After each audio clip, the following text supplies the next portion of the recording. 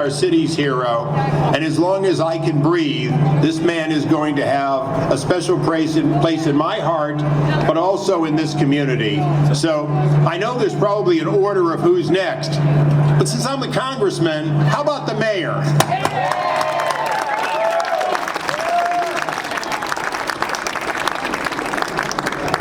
How excited are we that we have one good conservative going to Washington from our area?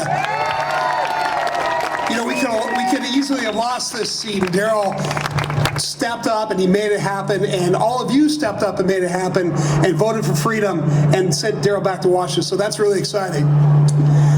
Listen, there's something I want to tell you. There are more important things in life than being afraid to die. And there are people that are really focused on making you afraid right now. Fear is the watchword of the day. But it's Christmas time. And we shouldn't live Christmas in fear right now. And I actually believe that we are turning the corner, that a sunny day is coming, and this darkness will eventually recede.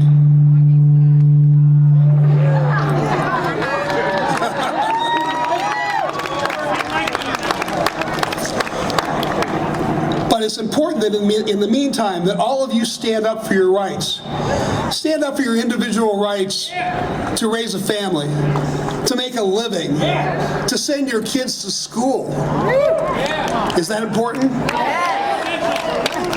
You got to stand up for your rights to protect your loved ones. You know, they say, sometimes people say that I'm a bad guy because I don't care about people dying, which is completely untrue. I've spent my entire life trying to keep people alive through the healthcare system. But I ask them, why do other lives not count? Why do lives lost from suicide not count? Why do lives lost to overdose not count? Why are families ruined by divorce rates that are skyrocketing not count? All of these things count, and all these things are going to be something that we're going to live with the aftermath for years and years to come. And we need to stand up and keep life as normal and American as we possibly can. Why we can? Because you are the last line of defense. You are the watchman on the wall. And if you step down, forget about me, forget about Congressman Issa, forget about any of the politicians that you see. We're not important. You're the ones that are important. You're standing up every day and fighting for freedom and refusing to accept tyranny. That is what's going to keep America great. That's what's going to keep America alive. So, the last thing I want to tell you is just something I was thinking about while I was watching a movie about the Nativity the other night with my grandkids. And you think about the time when Joseph and Mary were about to have Jesus, the Savior of the world. And there was a lot of civil unrest happening right now. There was, at that point, there was Herod, who was the king of the Jews, and he was taking money from taxes to build his new temple. There were the Romans, who were taking money to keep the Roman Empire going, and people were oppressed in every single way. They couldn't buy food for their families. They couldn't buy medicine. They couldn't take care of themselves. They were willing to work hard, but all their money was being taken. The government was oppressing them.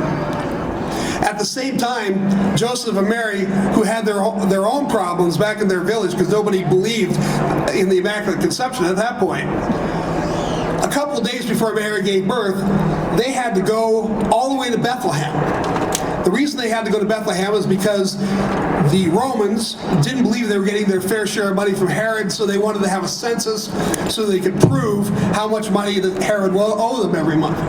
Interestingly enough, the Romans unwittingly helped a prophecy be proved. See, the prophecy said that Jesus had to come from the line of David, that he had to be born of a virgin, and he had to be born in Bethlehem. Well, the Romans made sure that happened because they forced Joseph to put her on the back of a donkey and walk 100 miles a week before she was due. And as you know the story, she got there and immediately had to give birth.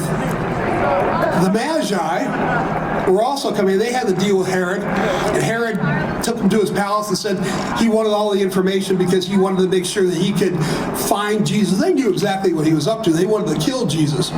So they were not going to want to do that, but they could lose their own lives if they defied Herod. So there's all this political intrigue happening, and people had to make a decision. This is where it becomes relevant to us. People had to make a decision to follow the government, render unto Caesar what is Caesar's when that was appropriate.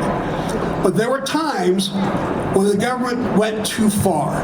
There was times when the government took too much. There was times when the government didn't see the forest for the trees. They didn't realize what was happening. And regular people had to take matters into their own hands.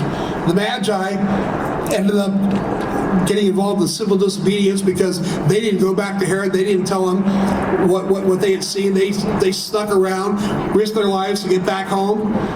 Joseph and Mary, they broke the law by taking Jesus to Egypt so he wouldn't be killed by Herod. What I'm trying to tell you is that sometimes governments get out of control, people get out of control, and people mean things for evil. There are people that have evil plans. There are people that do evil things. But God can take all of that and make it good. And I think at this time, Christmas time, it's appropriate to remember that God's going to do something for us. He's going to take this evil that has been perpetrated upon us, and I believe he's going to make it good. I don't believe he's done with America. I don't believe he's done with us, and I think good things are coming for us. God bless you all. Thank you for being here, and thanks for taking a stand.